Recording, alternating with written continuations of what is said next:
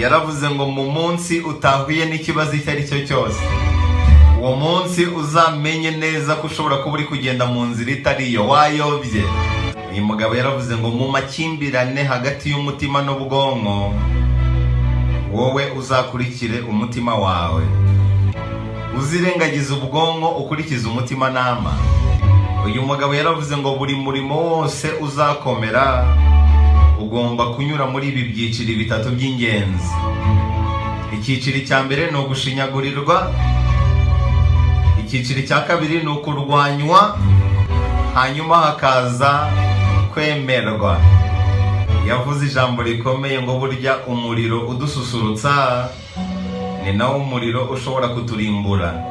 Uyu mugabo yaravuze ngo igihe cyose usabye undi muntu kugushimisha uba uhindutse umucakara we.